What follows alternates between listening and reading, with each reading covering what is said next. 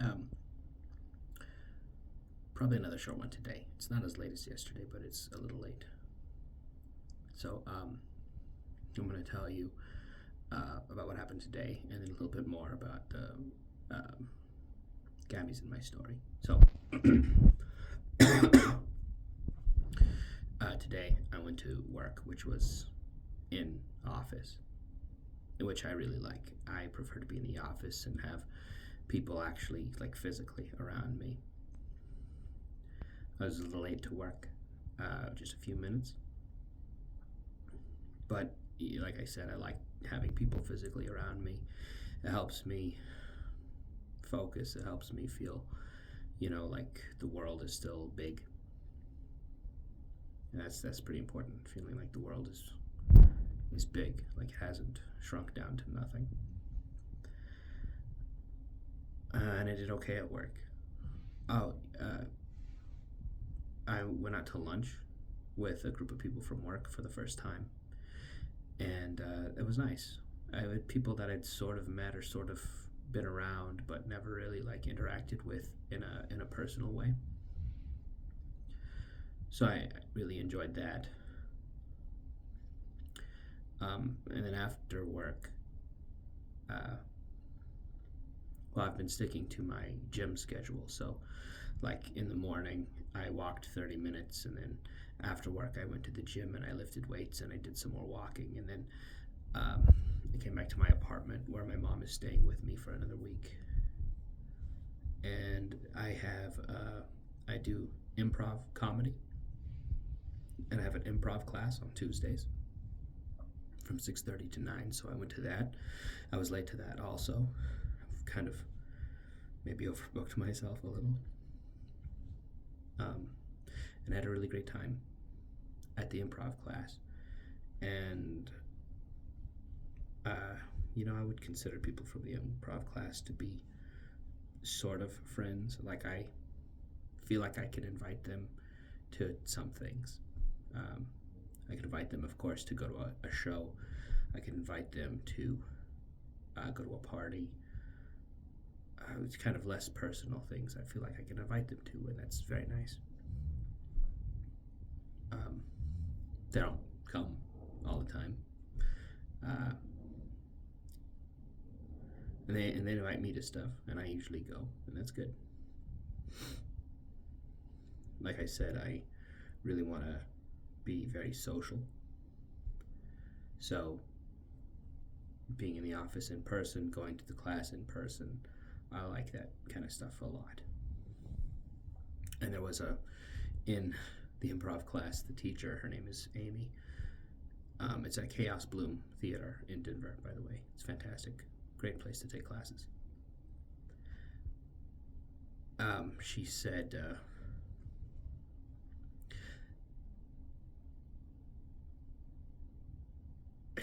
that, being on stage, the acting, even if it's improv, you're also acting. It's, of course, a good way to kind of step out of yourself, but it's also a good way to take all the shit that's happening in your life and you leave it outside the theater, and you kind of escape into this game, they call it, where you aren't yourself, and everything that's going on stays outside the theater, and it'll stay out there forever. So that allows you to break free from yourself, right? And it was said in the context, I think, of helping you play a character and not have to be yourself in the scene, which is great. But it's also helpful from a mental health escapist sort of way.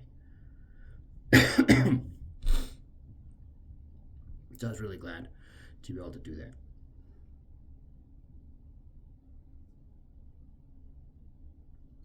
And then, I just kind of came back.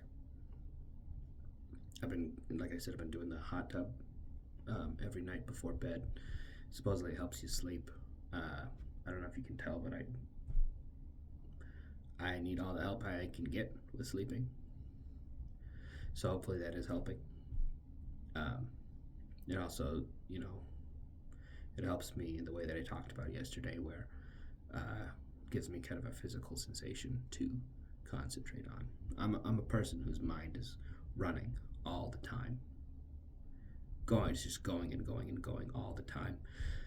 So I try to be like mindful, practice mindfulness and things like that, but it's really hard unless I have something physical to really concentrate on.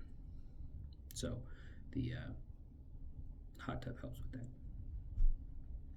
I came here to record this, so I'm going to continue on with my story a little, because there's not a lot to say today. So, where we ended our story last time, in 2017, October 1st, I decided I was in love with Gabby. And on October 2nd, I flew from New York to Amarillo, and I went to her apartment, and I knocked on the door, and I just hoped that she would let me in, and she did. And then we lived together for 8.5 years.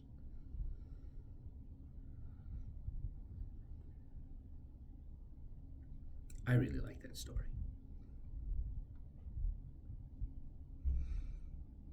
Yeah, we lived in Gabby's first apartment. This is before we moved. I talked about the move in the last video, but before we moved, we lived in that apartment for a few months. And whenever Gabby and I had dated about 6 months earlier, she also lived in that apartment. I remember 3 things that happened then. The first one was when we had kind of just started dating back in January or February or whatever that was. We went to a graduation ceremony. No, it can't have been. Where did we go? I'm not sure. We went to some event where we had to walk through the snow. And so we walked through the snow, and then we went back to her apartment, and we sat.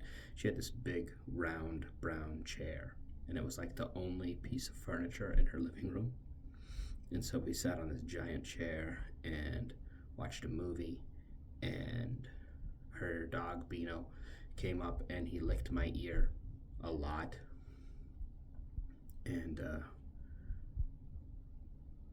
might be a weird, sappy thing, but I wrote a poem right then when we were in Gabby's apartment. My poem was about feeling warm inside, even when the world is cold.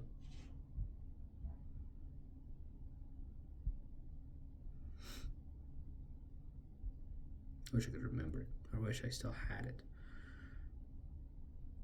But I wrote a poem about feeling warm inside even when it was cold. And the second story that I remember about Gabby's apartment, that first apartment, is she didn't watch a lot of, I'm going to say, like, movies made for adults. Not like porn or whatever, but like just anything. Like, she watched a lot of animated movies and stuff like that. And I'm kind of I enjoy film very much. So I remember one time sitting down with Gabby on that big brown round chair, and we cuddled up and watched whatever movie she wanted. And after a while, partway through the movie, she fell asleep. And I checked to see if she was asleep, and then I changed the movie to something that I was more interested in. It was Gangs of New York. That's what I changed it to, which I think is great. Daniel Day-Lewis is fantastic. And but it's very long. And so I sat there with Gabby asleep on me for like 3 hours, watching part of her movie and then all of my movie. And it was great. Stayed up really late, but I loved it.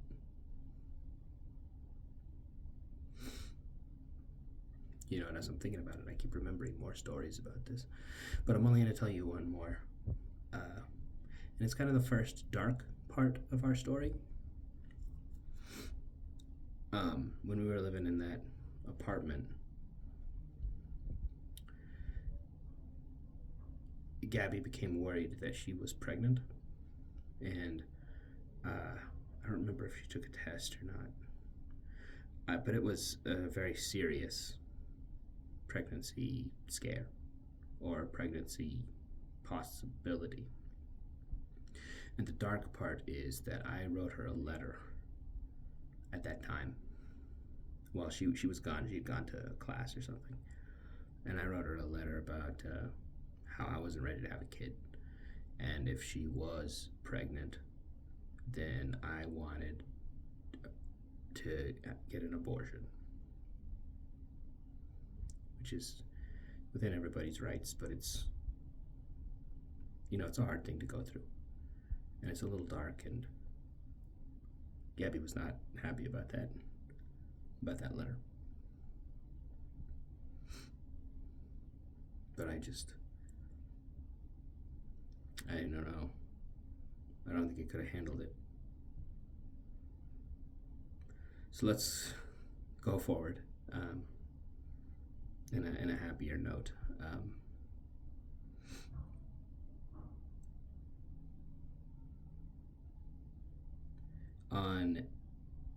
When we moved out of that apartment, the second apartment that Gabby and I lived in together, which was over on like 45th and Western in Amarillo.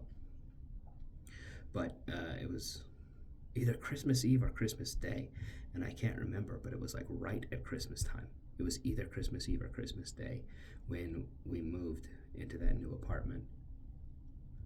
And at that new apartment, we moved there. It was really cheap. They were in the middle of renovating the apartments. So we moved in and everything and started living there. And then a little while later, like, they started doing stuff where they were renovating our apartment. And it was like, well, you have to be out of your apartment between 9 and 5. And then you'd walk in and be like, well, there's no kitchen today.